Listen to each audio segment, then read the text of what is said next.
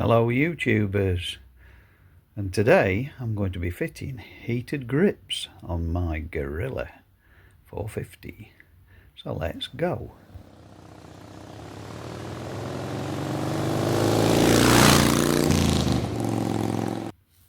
Okay, so the new grips have arrived for the Guerilla. Oxford Premium Adventure heated grips. I ordered these on the advice of somebody else because they said that the grips were the correct length for the Guerilla. So let's get into it, open it up and see what we can see.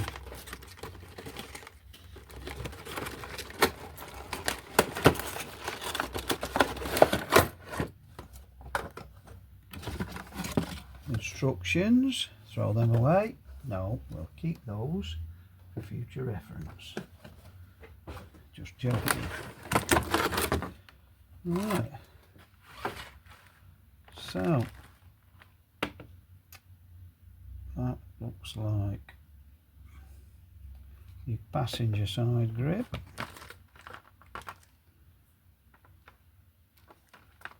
What's going on figure? Otherwise threaded through the throttle.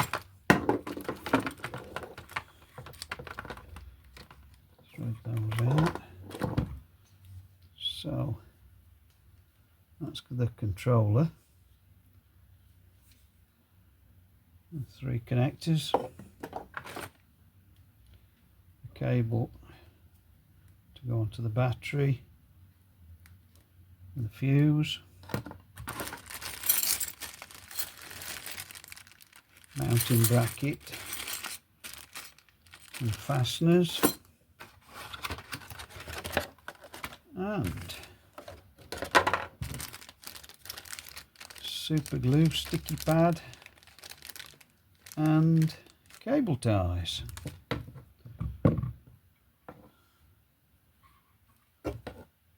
We've got throttle, controller and loom. Mounting equipment, everything there. So let's crack on, see how we can fit it.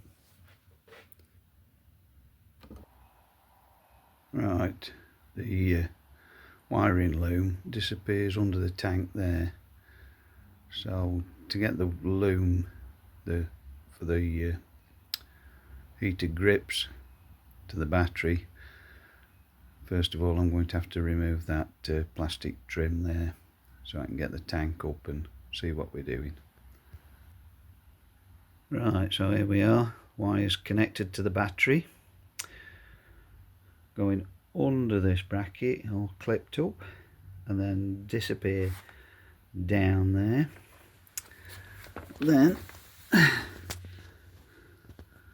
up by the side of the regulator, out there, clip to that pipe there, which I think is the clutch cable, up along the side of there and out through that loop at the front of the tank. Taking the tank off, a lot of monkey business doing that, lots of monkey business. First remove that's the shortest, just pulls off, and that just pulls off. Then you need to get the fuel pipe off, which squeezes together and pulls off. And then last but not least, the electrical connection to the fuel pump, which is very fiddly diddly, lots of swearing and struggling, but eventually managed to piddle it off. Right, so here we are, fitted the grips and they actually follow the contour of the controls quite nicely when fitted like that. Getting the old grips off, I tried to piddle them off to save them, but it was impossible, so I used a Stanley knife and cut the grips off. By far the easiest way. So straightforward on this side, just cut the grip off and the new one slides on.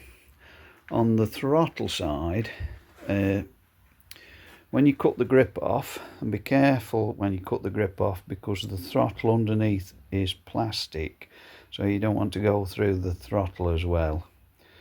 So carefully cut the grip off, and you'll find that there's lots of knobs on the throttle side, which some people Dremel them off. I just whittled them off with a knife. And same thing here, I've fitted it so it matches the contour of the bike. That's full throttle, which I will never have the front brake on full throttle, but even so it doesn't interfere, and I think it looks neater underneath.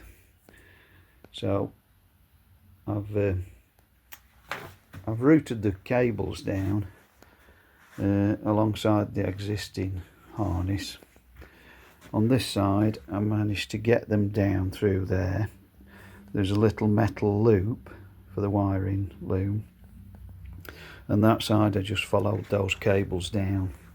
I brought them all down here to this side, and there we are. We've got all the connectors, everything there ready to be connected up.